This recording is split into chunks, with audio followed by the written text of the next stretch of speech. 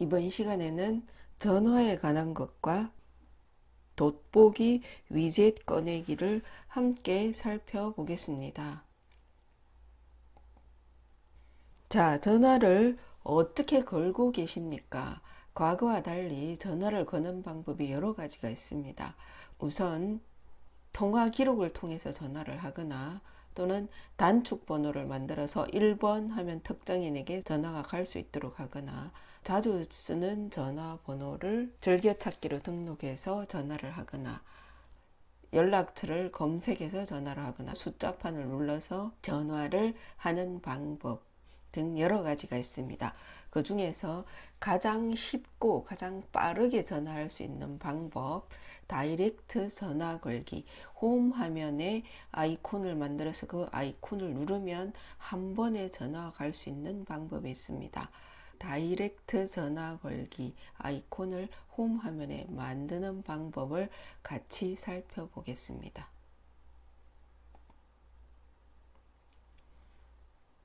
위젯을 이용해서 다이렉트 전화 걸기 아이콘 만들기를 영상을 통해서 살펴보겠습니다.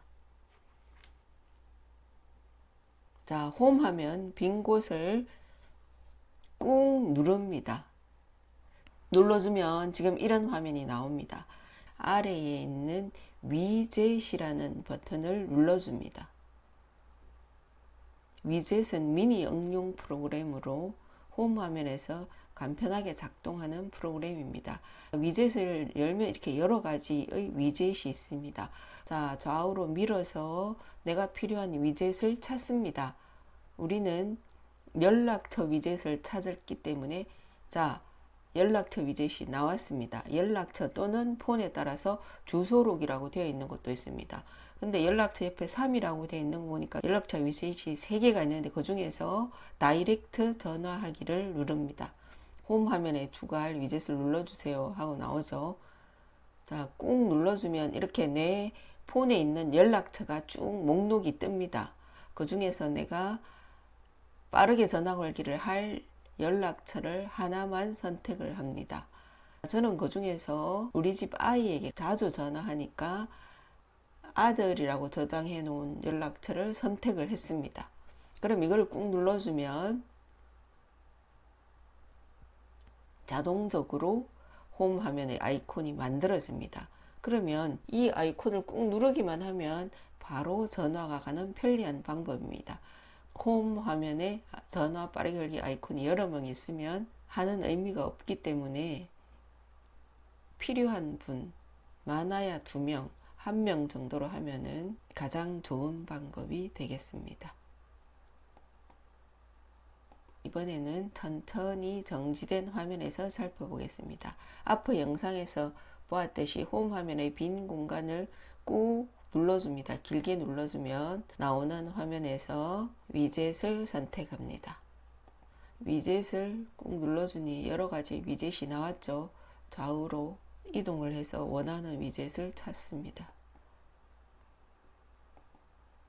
자, 이렇게 연락처 위젯을 찾는데 여기에 3이라고 되어 있죠. 그러면 이 연락처 위젯의 종류가 3가지가 있다는 뜻입니다. 이것을 눌러줍니다.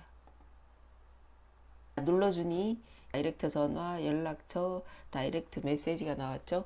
우리는 다이렉트 전화를 할 거니까 다이렉트 전화 걸기의 아이콘을 눌러줍니다. 영상에서 보았다시피 연락처 목록이 이렇게 쭉 뜨죠. 내가 원하는 연락처를 꾹 눌러줍니다.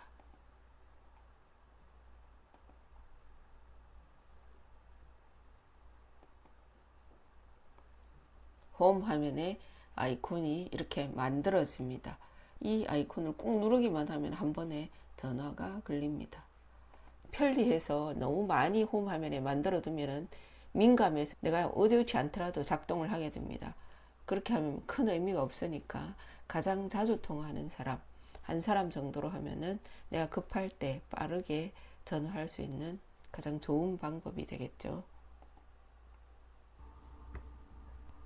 자, 이번에는 돋보기 위젯을 찾는 방법을 영상을 통해서 보겠습니다. 똑같이 홈 화면에 빈 곳을 꾹 눌러서 위젯을 선택해주면 자, 돋보기 위젯을 찾습니다. 돋보기 위젯이 여기 나왔죠? 홈 화면을 꾹 눌러서 위치시켜 줍니다. 돋보기를 눌러서 보면 이렇게 아래에 보면 이게 배율을 조정하는 겁니다. 마이너스 플러스라고 되어 있죠.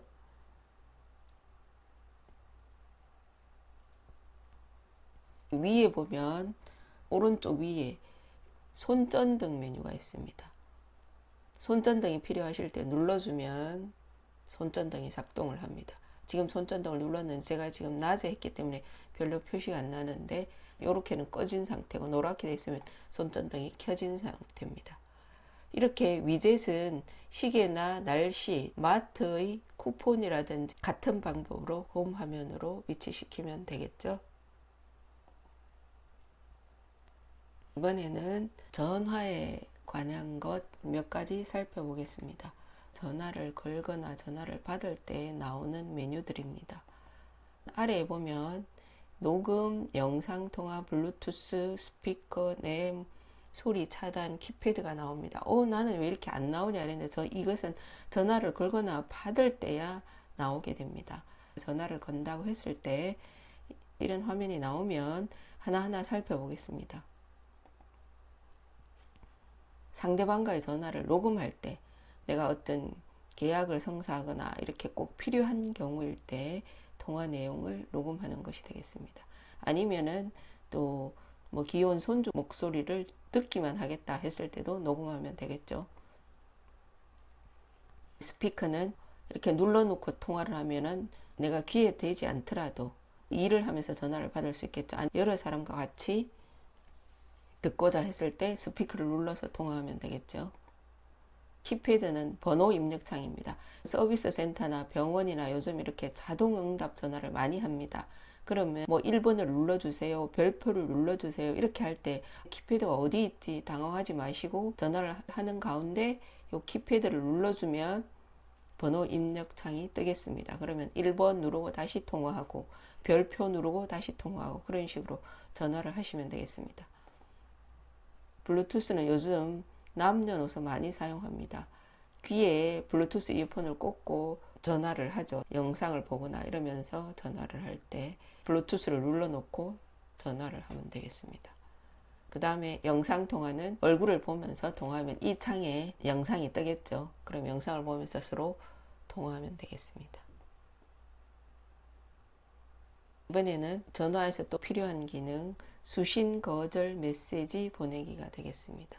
전화가 왔습니다. 전화를 받지 못할 때 쓰는 방법입니다. 전화가 왔으면 아래에 보면은 메시지 보내기가 납니다. 위로 살짝 올리면 이런 화면이 뜹니다. 내가 정해놓은 아니면은 통신사에서 미리 정해놓은 뭐 통화 불가능한 상황입니다. 문자 메시지를 보내주세요. 곧 연락드리겠습니다. 또는 내가 필요한 더 메시지를 작성할 수 있습니다. 화면이 뜨면 이 중에서 하나 나에게 필요한 적정한 메시지를 골라서 저는 곧 연락드리겠습니다 라는 메시지를 눌렀습니다. 나중에 보면 상대방에게 이렇게 곧 연락드리겠습니다 하는 메시지가 가게 됩니다. 꼭 필요한 매너 메시지라고 할 수 있겠습니다. 전화 빠르게 걸기 아이콘 만들기와 돋보기 위젯 꺼내기, 또 매너 메시지 보내기, 또 통화 녹음, 영상 통화 버튼 등에 대해서 같이 살펴보았습니다. 녹음이나 영상 통화나 블루투스 통화나 매너 메시지 거절하기 일상생활에서 쓰시면 좋겠습니다. 다음 시간에는 대한민국 스마트폰 사용자이면 누구나 쓰는 국민 메신저 카카오톡에 관해서 살펴보겠습니다. 수고하셨습니다.